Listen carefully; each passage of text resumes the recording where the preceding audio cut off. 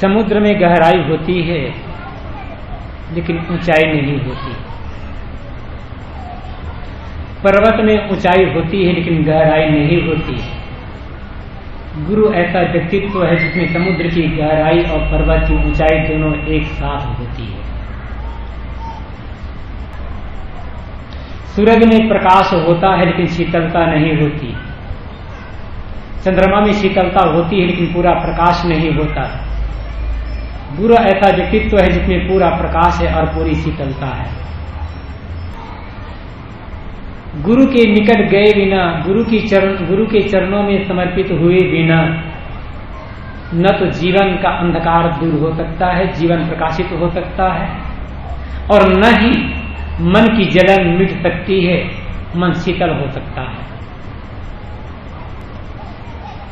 अंतःकरण के अज्ञान को दूर करने के लिए और अंतःकरण की जलन को समाप्त करने के लिए गुरु की शरण में जाना आवश्यक है। गुरु हमारे लिए साक्षात भगवान है, साक्षात परमात्मा है। गोस्वामी जी को भी जब वंदना करनी पड़ी तब उन्होंने यही कहा, बंदों गुरुपद कंज कृपा सिंधु नर रूप हरि। मैं गुरु के चरण कमलों की वंदना करता हूं। गुरु कहते हैं कृपा सिंधु हैं और मनुष्य रूप में साक्षात भगवान है। और जब ऐसे भगवान रूप गुरु के चरणों में हम अपने को समर्पित कर देते हैं तब हम भी उन्हीं के समान बन जाते हैं, हमारा जीवन भी वैसा ही पवित्र हो जाता है। समान रूप से दुनिया में लोग यह बात कहा करते हैं कि गुरु की शरण में जाना आवश्यक है, क्योंकि गुरु शिष्य को, साधक को, जिज्ञासु को भगवान से मिलने का रास्ता बताते हैं। लेकिन हकीकत यह है कि गुरु शिष्य, साधक, मुमुक्षु को भगवान से मिलने का रास्ता नहीं बताते, किंतु भगवान बनने का रास्ता बताते हैं।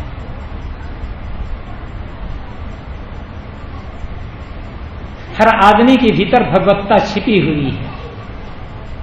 गुरु उस भगवत्ता को उद्घाटित करते हैं। हर व्यक्ति अपने आप में महान है, पूर्ण है, लेकिन दृष्टि बहिर्मुख होने के कारण हमें अपनी पूर्णता का भान नहीं होता। गुरु दृष्टि को बहिर्मुखता से अंतर्मुखता की तरफ मोड़ने का काम करते हैं या मोड़ने का रास्ता बताते हैं। और दृष्टि जब अंतर्मुख हुई, भीतर की भगवत्ता उद्घाटित हो गई, भीतर बैठे हुए भगवान से आत्मा साक्षात्कार हो गया। गुरु पूर्ण प्रकाशित व्यक्ति ही गुरु है। और जैसे कि पूर्व प्रवक्ताओं ने कहा, गुरु का कोई मत नहीं होता, कोई संप्रदाय नहीं होता। गुरु केवल गुरु। सूरज किसी मत का नहीं है, चांद किसी मत का नहीं है, संप्रदाय का नहीं है, धरती आकाश किसी मत पंथ संप्रदाय के नहीं है। ऐसे सच्चे गुरु किसी मत पंथ संप्रदाय के नहीं होते, उनका ज्ञान सीमित लोगों के लिए नहीं होता, किंतु मानव मात्र के लिए होता है। मानव मात्र के लिए इसलिए कहा जाता है कि मानव में ही ज्ञान को सुनने और समझने की, ग्रहण करने की क्षमता है। मानवता प्राणी न ज्ञान को सुन सकते हैं, न समझ सकते हैं, न ग्रहण करके आचरण कर सकते हैं। आदमी ही ऐसा कर सकता है। इसलिए जीवन में गुरु की महती आवश्यकता है। जीवन का कोई क्षेत्र ऐसा नहीं है जहां गुरु की आवश्यकता न पड़ती है। बहुत से लोग कहा करते हैं गुरु की क्या जरूरत, गुरु के पास जाने की और उनसे दीक्षा लेने की, उनके आगे झुकने की क्या जरूरत।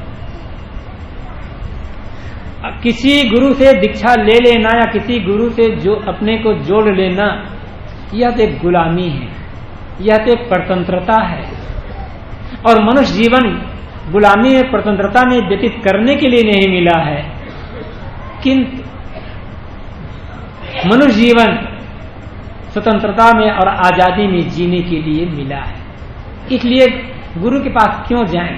पुस्तकें तो है ही, हर मत पंथ संप्रदाय की पुस्तकें हैं, धर्म ग्रंथ हैं, उनको पढ़ लें। क्या उनको पढ़ करके ज्ञान नहीं हो सकता? क्या उनको पढ़कर कल्याण नहीं हो सकता? ठीक है, हो सकता है, लेकिन साथ साथ एक प्रश्न और है। पहली कक्षा से लेकर के एमए तक के सारे विषयों की पुस्तकें तो दुकानों में बिकती है, विद्यालय में जाकर नाम लिखाने की क्या जरूरत? इतने सरकार जो इतने विद्यालय, प्राथमिक विद्यालय, उच्च विद्यालय, महाविद्यालय, विश्वविद्यालय बनवा रही है, इसकी क्या जरूरत? पुस्तकें तो है ही, खरीद लें, पढ़ लें।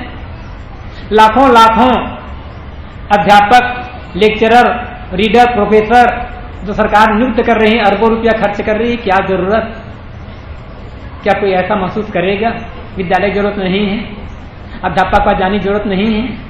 जैसे विद्यालय में नाम लिखाकर अध्यापक के अधीन रहकर, उनके अनुशासन में रहकर विद्या अध्ययन करना जरूरी है, वैसे ही गुरु की शरण में जाकर समर्पित होकर ज्ञानार्जन करना जरूरी है। बिना गुरु की को समर्पित हुए पूरा ज्ञान नहीं मिल सकता।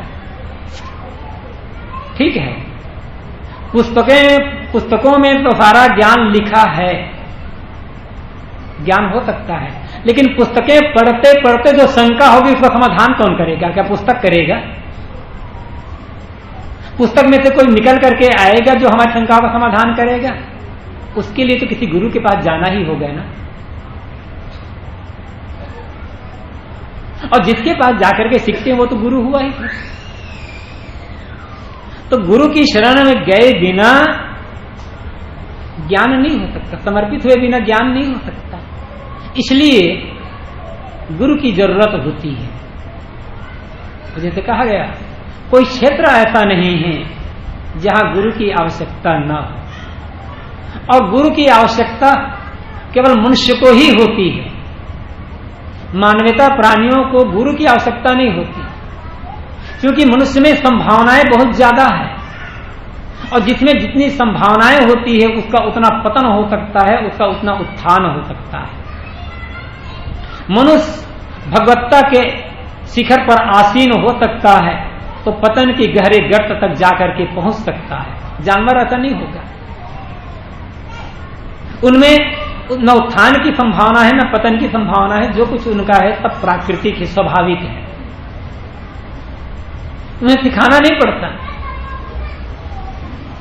किसी बिल्ली के बच्चे को यह ट्रेनिंग देने की आवश्यकता नहीं है कि चूहे को कैसा पकड़ना है। कहीं देखा है आपने बिल्ली के बच्चे को चूहा पकड़ने के लिए ट्रेनिंग देने का विद्यालय? किसी गाय और भैंस के बच्चे को यह ट्रेनिंग नहीं देनी पड़ती है, या किसी मछली को यह ट्रेनिंग नहीं देनी पड़ती है कि पानी में कैसे तैरना है। किसी पक्षी के बच्चे को आकाश में उड़ने के लिए क्या ट्रेनिंग देने का कोई विद्यालय है? स्वाभाविक है, उनका पैदा होते ही उनमें वो गुण है। लेकिन मनुष्य के बच्चे को यदि मां पेशाब करना न सिखाए, टट्टी करना न सिखाए, तो कहां पेशाब करना चाहिए, कहां टट्टी करना चाहिए, हम जाने नहीं पाएंगे।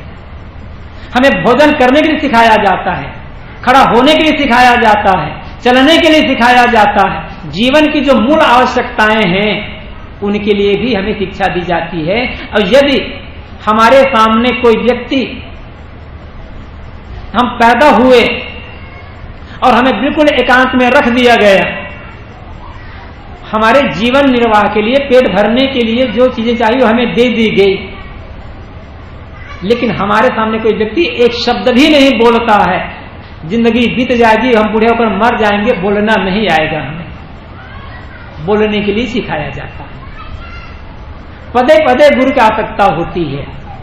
और जीवन में इतने सारे विषय हैं, इतने क्षेत्र हैं कि कहना ही क्या। तो व्यवहारिक क्षेत्र में जब गुरु की इतनी आवश्यकता है तो आध्यात्मिक क्षेत्र में क्यों नहीं? यहां तो और आवश्यकता है। शंकाओं का समाधान पुस्तकें नहीं करेंगी, शंकाओं का समाधान गुरु करेगा, गुरु रास्ता बताएगा।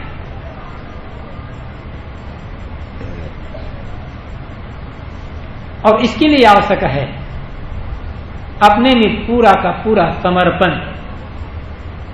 कहेंगे गुरु शिष्य का संबंध भी बड़ा अद्भुत होता है।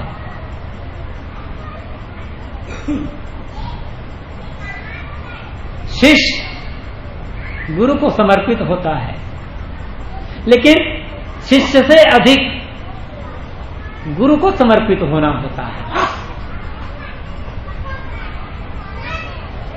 जो गुरु जितना उदार होगा, जितना मां हृदय होगा और जितना समर्पित होकर के अपने शिष्यों को संभालेगा, वह गुरु उतना ही शिष्यों का कल्याण करेगा। गुरु तो शिष्य तो अधूरा है। हम अधूरे हैं, इसलिए हमें गुरु की आवश्यकता पड़ी। हम गुरु की शरण में गए कि अधूरे हैं, हमारी अधूरा पुनः दूर हो और हमें पूर्णता आए। अधूरे शिष्यों को संभालना कोई मामूली बात नहीं है। एक छोटे बच्चे को संभालना जो न बोलना जानता है, न उठना जानता है, न चलना जानता है, मां जानती है कि उसकी जिम्मेदारी कितनी बड़ी होती है। लेकिन वो शिशु तो नादान है। गुरु के पास जब जो जाने वाला शिष्य होता है वो तो समझदार हो गया होता है, बड़ा हो गया होता है, उसका मन बहुत चंचल हो गया होता है, दुनियादारी के बहुत कुछ ज्ञान हो गया होता है।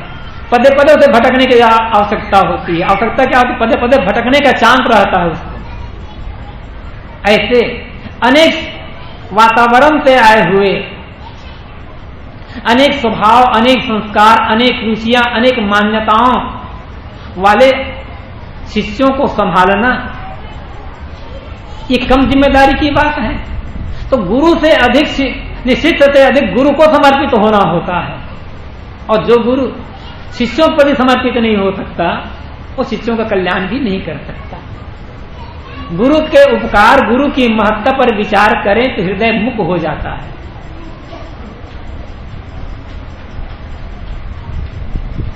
थोड़ा सा आप कभी एकांत में बैठ करके विचारिएगा। इसलिए सदगुरु कबीर ने ये कहा कि गुरु कुम्हार शिष्य कुंभ है, गड़गड़ काढ़े खोट, अंतर हाथ बहार दे बाहर बाहे चोट।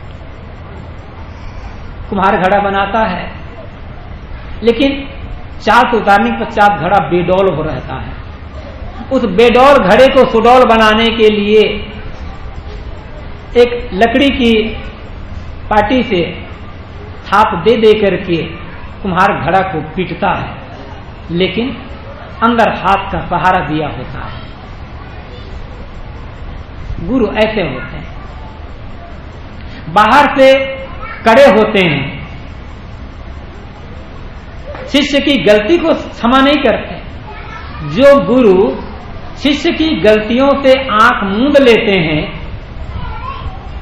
शिष्य की गलतियों को क्षमा करते जाते हैं, वे गुरु अपने उत्तरदायित्व का निर्वाह पूरे की पूरा नहीं कर सकते। गुरु में ऐसी क्षमता होनी चाहिए और इतना अनुशासन होना चाहिए कि शिष्य को टोकता रहे, शिष्य को सावधान करता रहे। और समय पड़े तो जैसे बच्चे के सुधार के लिए मां कभी कभी चांटा भी लगा देती है, प्यार करती है, पुचकारती है, दूध पिलाती है, गोद में उठाती है, फिर भी बच्चा नहीं मानता जब तो जमीन पर उतार देती है और 2 थप्पड़ लगा देती है। इसमें बच्चे के प्रति मां के मन में गुस्सा नहीं है, क्रोध नहीं है, वहां भी वात्सल्य ही काम कर रहा है, वहां भी स्नेह ही काम कर रहा है, वहां भी बच्चे का हित ही काम कर रहा है। तो गुरु कभी कड़े होकर कठोर अनुशासन में शिष्य को कसते हैं, लेकिन वहां भी मां का हृदय होता है गुरु के पास, उसमें भी शिष्य के सुधार की भावना ही होती है। आवश्यकता है हमें कि हम शिष्य के समान अपने आप को गुरु को समर्पित कर दें, और जब तक ऐसा समर्पण नहीं होगा तब तक पूरा का पूरा कल्याण का, आत्मसंतोष का, आत्मानुभूति का अनुभव नहीं हो सकता। कहीं ऐसा भी देखा जाता है, व्यवहार है, व्यवहार में गुरु से भी भूल हो जाती है, लेकिन जो गुरु उदार होते हैं, शिष्य के समझाने पर वह शिष्य की बातों को स्वीकार कर लेते हैं। वैसा नहीं कहते तुम मेरे शिष्य हो, तुम तो छोटे हो, तुम्हें ज्ञान क्या है, और तुम छोटे मुंह बड़ी बात करते हो, ऐसा नहीं होता है। उदार गुरु शिष्य की सही बातों को स्वीकार कर लेते हैं और वैसा सुधार करते हैं। भूल हो सकती है किसी से भी, और इस संबंध में गुरु शिष्य का एक बहुत बढ़िया संबंध आता है कि जहां गुरु भूल करते हैं, गुरु भटक जाते हैं और शिष्य गुरु का उद्धार करते हैं।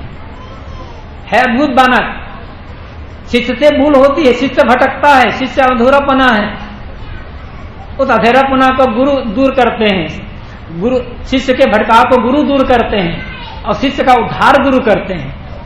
ऐसा भी उदाहरण मिलता है भारतीय परंपरा में, जहां गुरु भूल जाते हैं, गुरु भटक जाते हैं और उद्धार करते हैं शिष्य। अब ख्याल करिए, मत्स्येंद्रनाथ और गोरखनाथ का उदाहरण। मत्स्येंद्रनाथ गोरखनाथ जी के गुरु हैं, महायोगी, तपस्वी, त्यागी, वैरागी, लेकिन जाते हैं सिंहल द्वीप में और वहां की जो दो रानियां हैं, कमला और मंगला, उनके मोहजाल में पड़ जाते हैं।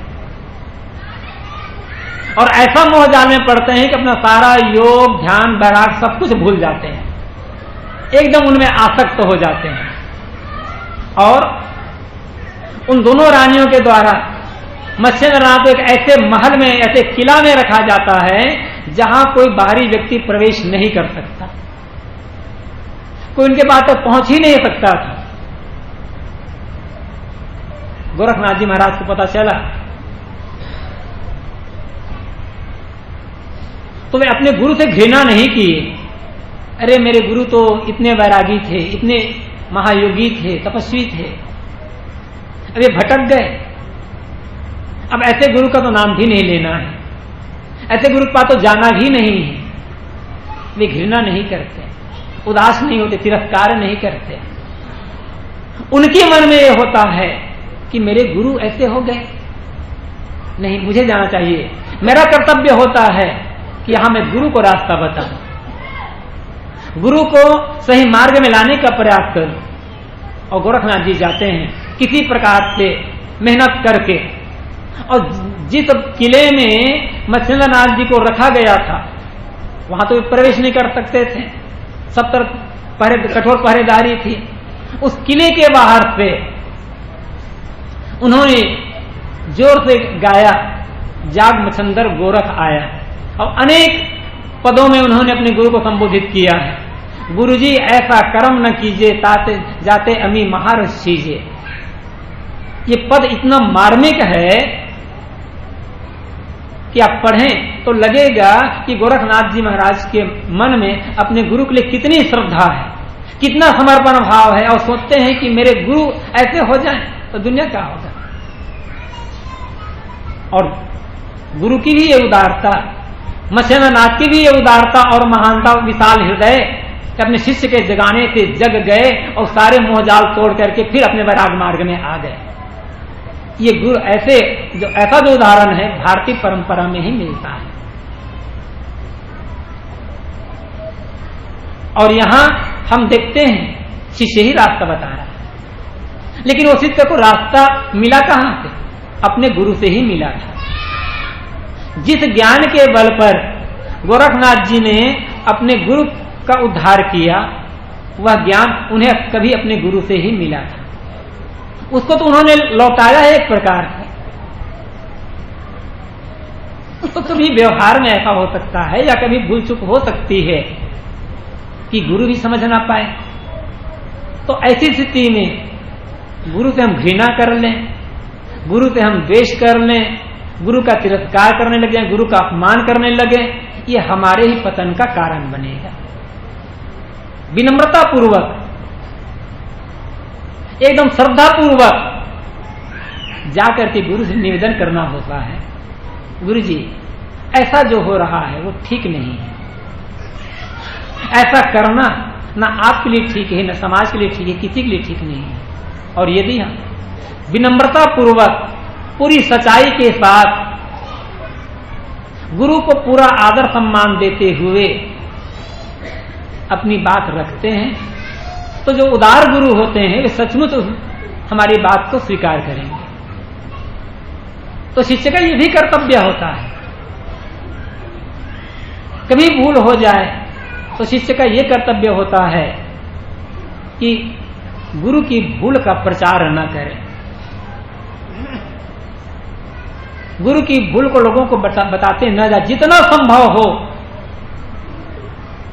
उसको छिपाने का, दबाने का प्रयास करें, अन्यथा लोगों की श्रद्धा खंडित होगी, लोग गुरु मात्र का तिरस्कार करने लग जाएंगे। सुधार करना है। अब मान लो ऐसा होता है कि किसी कारणवश गुरु हमारी बात नहीं मानते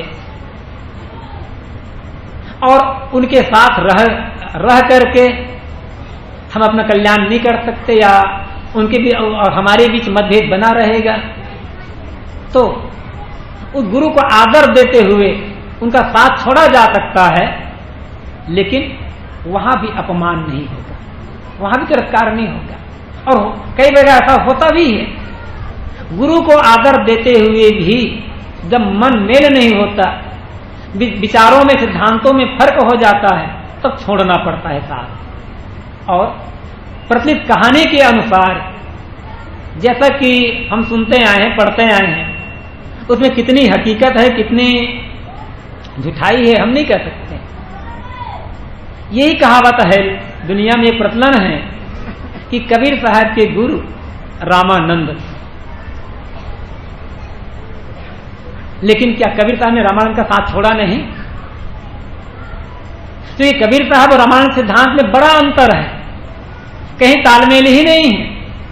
यद्यपि कबीर साहब भी राम के अनुयायी हैं और स्वामी रामानंद भी राम के अनुयायी हैं, लेकिन स्वामी रामानंद दाशरथी राम के अनुयायी हैं, दाशरथी राम के भक्त हैं, और कबीर साहब अंतरात्मा राम के भक्त हैं। कबीर साहब अंतरात्मा राम की पूजा करते हैं और स्वामी रामानंद दाशरथी राम की पूजा करते हैं। दोनों में एकदम जमीन आसमान का अंतर। लेकिन कहीं आपने देखा है पूरी कबीरवाणी में कि कबीर साहब ने रामानंद का कहीं अपमान किया हो, कि तिरस्कार किया हो? ये जरूर कहते हैं कि रामानंद राम रस माते, कहीं कबीर हम कहीं गए था कि रामानंद, स्वामी रामानंद राम रस में माते रह गए। मैं कह करके थक गया कि स्वामी जी जिस राम को आप पुकारते हो वो राम कहीं मिलेगा नहीं। यहाँ कबीर साहब भी समझा रहे हैं अपने गुरु को कि जिस राम को पुकार रहे हैं वो राम मिलेगा नहीं कहीं आपको, इसलिए उस राम को न पुकारें। तो अब ऐसा करना ये कोई गुरुद्रोह नहीं है, गुरु का विरोध नहीं है। यद्यपि सदगुरु कबीर ने कहा है कि गुरुद्रोही मनमुखी नारी पुरुष विचारते न 84 भरम ही जनो चंद्र दिवाकार। जो मनमुखी व्यक्ति है और गुरुद्रोही व्यक्ति है, चाहे वो स्त्री हो चाहे पुरुष हो, इस दुनिया में 84 लाख योनियों में तब तक भटकता रहेगा वह जब तक दुनिया में चांद और सूरज है, अर्थात सदा सदा के लिए भटकता रहेगा। तो यहां गुरु का द्रोह करना, गुरु का साथ छोड़ना नहीं, किंतु गुरु एक जो तथ्य है, विवेक है, सद्गुण सदाचार है, जो साधुता की रहनी है, गुरु की रहनी है, उसका द्रोह करना गुरु का द्रोह होगा। और मतभेद हो गया तो साथ रहते नहीं बना, तो इसे हम गुरुद्रोह नहीं कर सकते। गुरु के पास हम जाते क्यों हैं? ज्ञान के लिए। और ज्ञान का द्रोह करते हैं, अनुशासन का द्रोह करते हैं, सदुसाचार का द्रोह करते हैं, साधुता की रहने का जो हम उल्लंघन करते हैं, ये गुरुद्रोह होगा। और ऐसा करके तो किसी का कल्याण हो ही नहीं सकता। इसलिए कहीं किसी बात में यदि गुरु से मन मेल नहीं बैठता है तो भी हम उन्हें पूरा का पूरा आदर दें। वैसा ही हमारे लिए पूजनीय है, क्योंकि उन्होंने हमें एक रास्ता दिखाया है। मन मेल नहीं बैठता तो साथ छोड़ा जा सकता है। एक बात पर और थोड़ा प्रसंग भेद हो सकता है। हर जगह, हर मत में, हर संप्रदाय में ये कहा जाता है कि जो शिष्य गुरुद्रोही होगा उसका कभी कल्याण नहीं हो सकता। जैसा भी सदगुरु कबीर ने कहा कि गुरुद्रोही मनमुखी नारी पुरुष विचारते 984 भरम है जो चंद्र दीवाकार। जो गुरुद्रोही व्यक्ति है वह 84 लाख योनियों में सदैव भटकता रहेगा। तो हर जगह ही कहा गया है कि गुरुद्रोही व्यक्ति का कहीं उद्धार नहीं हो सकता। लेकिन एक प्रश्न यह होता है, जो शिष्य का द्रोह करता है उस गुरु का क्या होगा फिर? गुरुद्रोह की बात तो हर जगह चलती है, शिष्य द्रोह का क्या होगा फिर? गुरु शिष्य का भी तो द्रोह कर सकता है, गुरु शिष्य का भी तो अपमान कर सकता है। तो ऐसे गुरु का क्या होगा? क्या ऐसे गुरु का स्वर्ग हो जाएगा? और आप ख्याल करें, द्रोणाचार्य और एकलव्य का उदाहरण, वहां गुरु ने ही द्रोह किया शिष्य के प्रति। शिष्य एकलव्य पूरी तरह से समर्पित है, अगाध निष्ठा है द्रोणाचार्य के प्रति। पहले तो वे विनम्र बन करके वहां गए, उनके चरणों में झुके, प्रणाम किए और अत्यंत श्रद्धापूर्वक निवेदन किए, गुरुदेव मैं आपसे धनुर्विद्या सीखना चाहता हूं, मेरी प्रबल कामना है कि मैं धनुर्विद्या सीखूं। पूछा किस कुल के हो, कौन सा गोत्र है? बताया कि मैं एक आदिवासी बालक। द्रोणाचार्य ने कहा नहीं, मैं केवल क्षत्रियों को ही धनुर्विद्या सिखा सकता हूं, तुम्हें नहीं सिखा सकता। पूरी तरह से निराश कर दिया द्रोणाचार्य ने। लेकिन एकलव्य के मन में भी अटूट निष्ठा, धनुर्विद्या के लिए अत्यंत समर्पण। लौटते हैं, जहां रहते हैं वहां आते हैं और द्रोणाचार्य की ही मूर्ति बनाते हैं। द्रोणाचार्य ने तिरस्कार किया, दुष्कार दिया है, फिर भी उनके प्रति निष्ठा, क्योंकि उस जमाने में धनुर्विद्या के महान आचार्य यदि थे तो केवल द्रोणाचार्य थे, उससे बड़ा उसमें दूसरा कोई नहीं था। तो उनकी ही मूर्ति बनाते हैं और उनकी मूर्ति बना करके सामने धनुर्विद्या का अभ्यास करते हैं। और अभ्यास करते करते ऐसा उसमें निष्णात हो जाते हैं कि कहना क्या। उस समय का सबसे बड़ा धनुर्धर यदि कोई होता है तो एकलव्य होता है। और कहानी के अनुसार हम सुनते हैं, पढ़ते हैं कि द्रोणाचार्य जब अपने शिष्यों कौरवों और पांडवों को लेकर जंगल तरफ गए, उनका एक कुत्ता आगे बढ़ गया। एकलव्य जहां धनुर्विद्या का अभ्यास कर रहा था उसे देख करके कुत्ता भौंकने लगा। एकलव्य के अभ्यास में बाधा पड़ने लगी तो उन्होंने बाण मारा कुत्ते के मुंह पर और बाण मार मार करके कुत्ते का मुंह भर दिया। लेकिन ऐसा अद्भुत कि एक ही बाण चुभा नहीं, कुत्ते के मुख से एक बूंद खून नहीं गिरा। ऐसा अद्भुत। जब कुत्ता का मुंह भर गया, कुत्ता भौंक नहीं पाया, तब लौटता है कुत्ता द्रोणाचार्य के पास। उसे देखकर द्रोणाचार्य भी आश्चर्य से भरे कि ऐसा अद्भुत धनुर्विद्या का ज्ञाता कि पूरा कुत्ते का पूरा मुंह धनुर तीर से भरा हुआ है और एक भी तीर चुभा नहीं है, एक बूंद भी खून नहीं, वो तो महाधनुर्धर होगा। बड़ी जिज्ञासा के साथ कुत्ते के पीछे पीछे द्रोणाचार्य जाते हैं, देखते हैं एकलव्य का अभ्यास करते हुए। पूछते हैं तुम कौन हो? नाम बताया। उसे पूछा तुम्हारा गुरु कौन? बताया।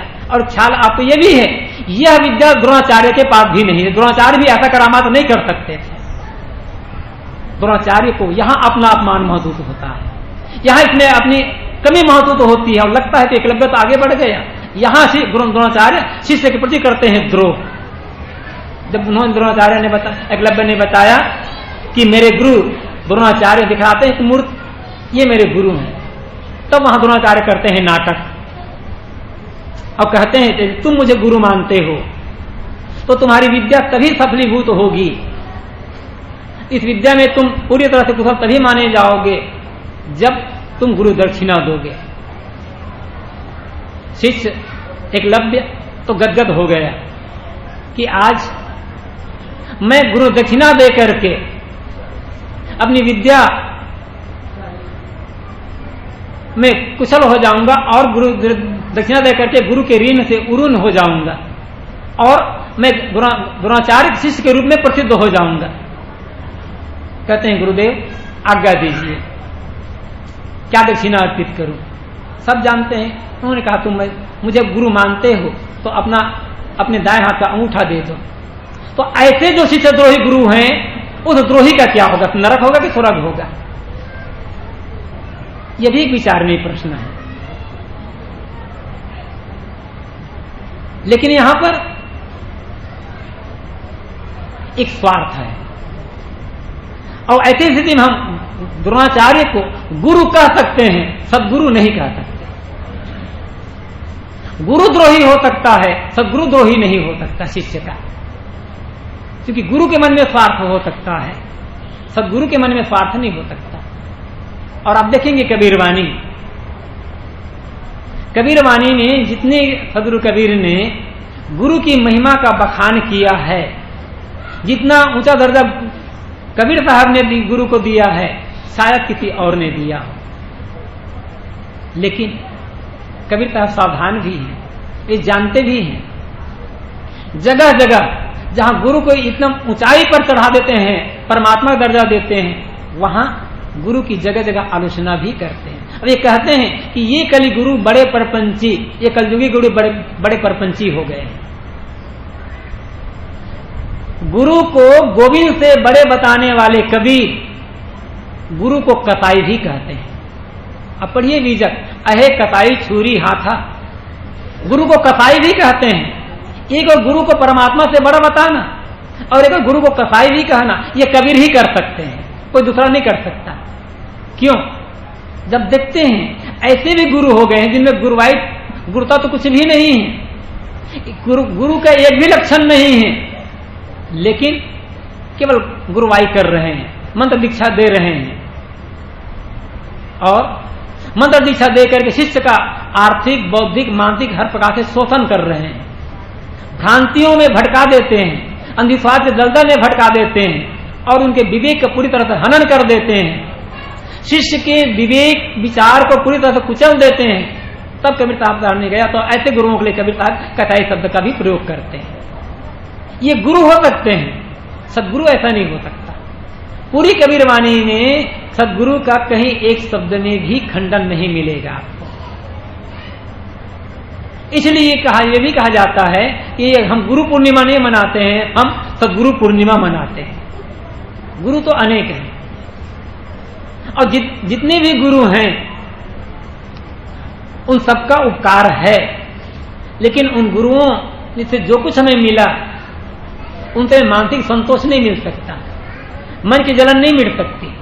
मन की जलन मिटती है केवल सदगुरु के द्वारा। और सदगुरु कौन? सदगुरु भी बहुत है। साहब ने भी कहा है, जाको सदगुरु ना मिला व्याकुल दहों दिस धाय, आंख न सूझे बावरा व्याकुल दहों दिस धाय, घर जरे घूर बुताए। जिसे सदगुरु नहीं मिलते वह व्यक्ति व्याकुल होकर सब तरफ दौड़ता है। उस पगले की दशा ऐसी होती है, जलता है घर, बुझाता है घूर। घर में आग लगी है, पानी डाल रहा है घूर पर, दशा ऐसी होती है। जल रहा है हमारा मन, जल रहा है हमारा अंतःकरण, पानी कहीं डाल रहे हैं और कैसे मन की जलन मिटेगी? इसलिए सदगुरु की जरूरत है। अब सदगुरु कौन?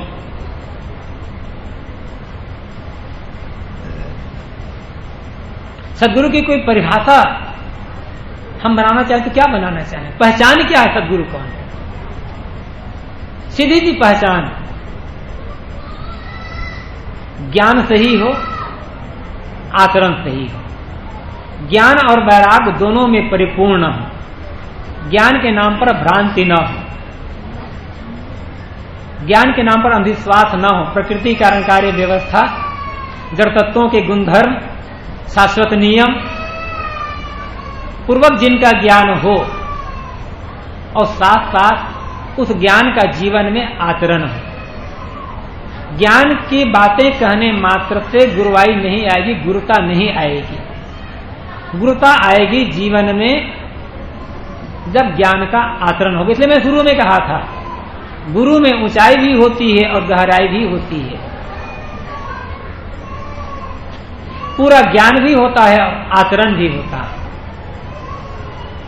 ऐसे गुरु के पास हम जाते हैं तब हमारे मन की सारी भ्रांति मिटती है और मन के जो विकार हैं उन विकारों को मिटाने की कला मिलती है, एक रास्ता मिलता है, आदर्श मिलता है। हमारे भीतर जो विकार भरे हैं ये हमारे लिए जहर का काम करते हैं। जहर खा लेता है आदमी, मर जाता है, लेकिन हमारे भीतर अविद्या का जहर है, मनोविकार, काम, क्रोध, लोभ आदि का जो जहर है, इन्हें हम बहुत प्यार से पाले रहते हैं और दुख पर दुख भोगते जाते हैं, फिर भी इन्हें दूर नहीं करते। ये दूर कैसे होगा? इसलिए सदगुरु कबीर ने कहा, यह तन विष की बेलरी, गुरु अमृत की खान, शीश दिए जो गुरु मिले तो भी सस्ता जान। हमारा ये शरीर विष की लता है और विष की लता में जो फलेगा विष ही तो होगा। क्या क्या निकल रहा है शरीर से? जरा देखें, हर समय जहर ही तो निकल रहा है, कटुवानी निकल रही है, गलत आचरण निकल रहा है, गलत चिंतन हो रहा है। इससे बड़ा जहर और क्या होगा? मनोविकारों में डूबे हुए हैं, पूरा जीवन काम, क्रोध, लोभ, मोह, राग, द्वेष, ईर्ष्या, अहंकार से तो ग्रस्त है। क्या जहर नहीं है? और इनको बनाए रख करके क्या हम अमर हो सकते हैं? आत्मतृप्ति, आत्मसंतोष का अनुभव कर सकते हैं? साहब कहते यह तन तो विष की लता है और शरीर से निकलता क्या है? देख लें, जो कुछ शरीर में बनता है या शरीर जिन सामग्रियों से बनी हुई है उनमें कौन सी सामग्री पवित्र है? जब तक शरीर का संयोजन है, सारे अंग व्यवस्थित हैं, सब कुछ जहां जहां वैसा है, शरीर बड़ा पवित्र। शरीर के चाम को अलग कर दें, मांस को अलग कर दें, हड्डी अलग कर दें, खून अलग कर दें, मलमूत्र को अलग कर दें, टट्टी और कफ थूक लार को अलग कर दें, क्या देखने का मन होगा? कैसे मक्खियां भिन भिनाएगी कि इसकी रक्षा करना बड़ा मुश्किल। खाली चाम को हम बाहर कर दें फिर सुरक्षा करना बड़ा मुश्किल। पवित्रता क्या है शरीर में? पवित्र है तो इसके भीतर बैठा हुआ जो चेतन है, आत्मा है, राम है, वही पवित्र है। और जो उस राम में रम रहा है, उस राम में जी रहा है, वो गुरु ही अमृत की खान है।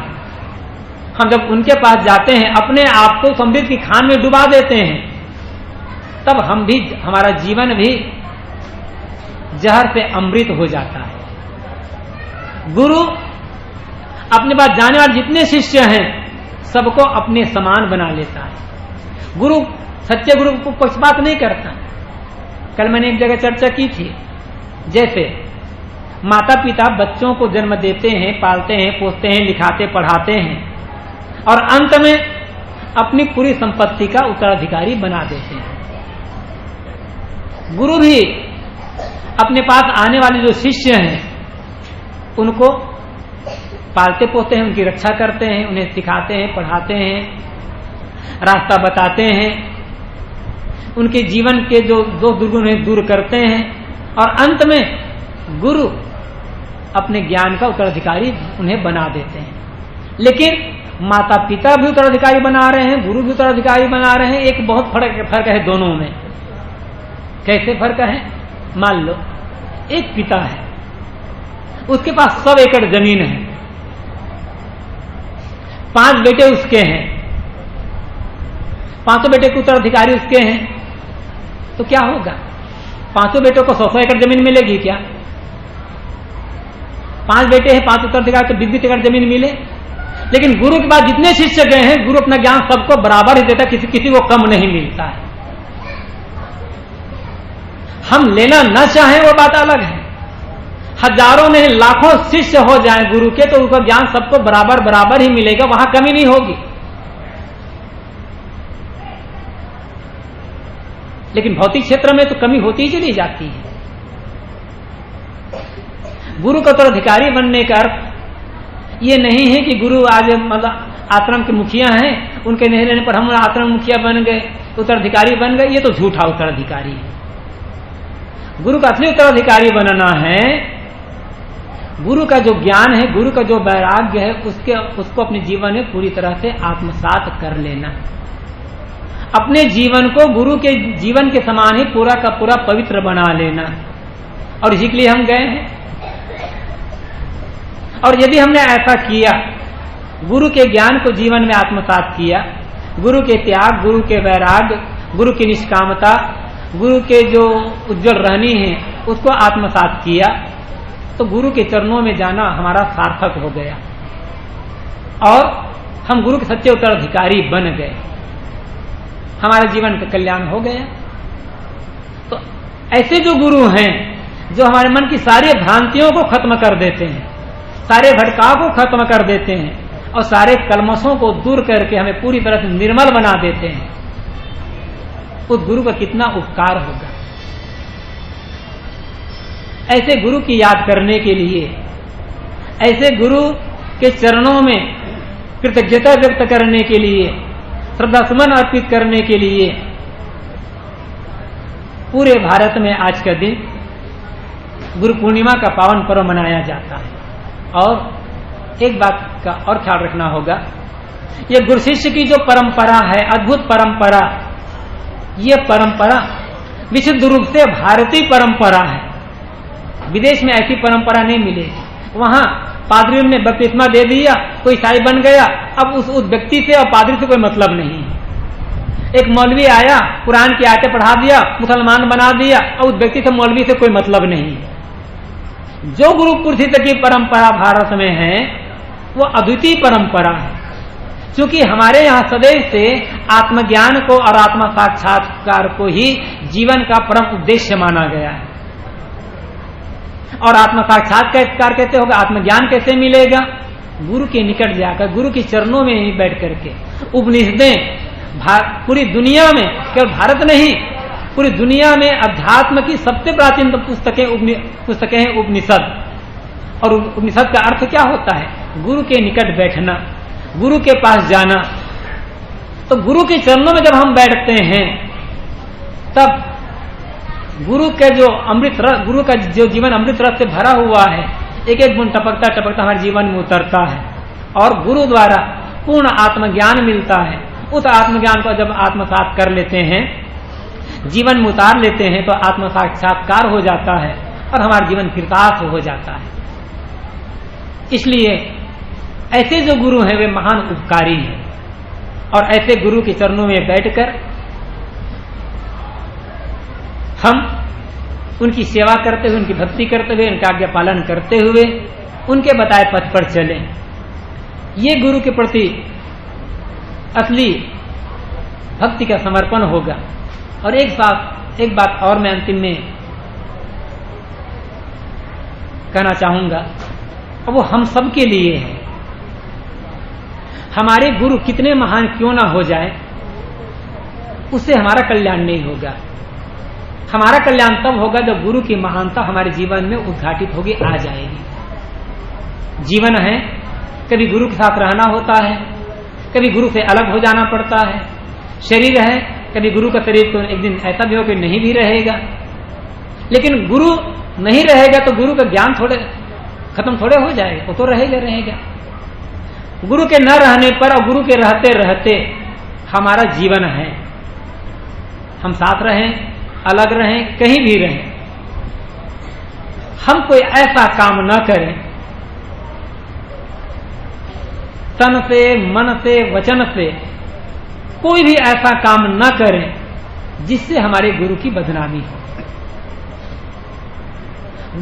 हम ऐसा काम करते हैं जिससे हमारा अपमान तो होता ही है। हमें तो लोग थू थू करते ही हैं। लोग कहते हैं अरे ये साधु कहाँ के साधु हैं, किसके साधु हैं, अरे अम्मुक चेहरे हैं। हमारे साथ साथ हम गुरु को बदनाम कर रहे हैं। अब यह सबसे बड़ा गुरुद्रोह है। ऐसा गुरुद्रोह हमारे जीवन में ना होने पाए। कहीं भी रहे हम, अकेले में, दुकेले में, गृहस्थों के घर, आश्रमों में, भक्त हो, साधु हो, कोई भी हो, जहां रहें ये ख्याल करें कि मैं किस गुरु के शिष्य हूं, मेरा गुरु कितने महान, मेरे गुरु कितने पवित्र, और ऐसे गुरु के शिष्य कहला करके मैं ऐसा घृणित काम कर रहा हूं। जरा सोचें। तो हम ऐसा कोई काम ना करें, तन से मन से ऐसी कोई क्रिया, कोई हरकत ना करें जिससे हमारे गुरु की बदनामी हो। किंतु हमारे तन मन जीवन के सारे कर्म, सोचना, बोलना और करना ऐसे हो जिससे हमारे साथ साथ हमारे गुरु की प्रसन्नता हो। और यदि हम ऐसा कर सकें तो यह गुरु के प्रति सच्ची श्रद्धांजलि होगी। अपनी वाणी को यहीं पर विराम देता हूं।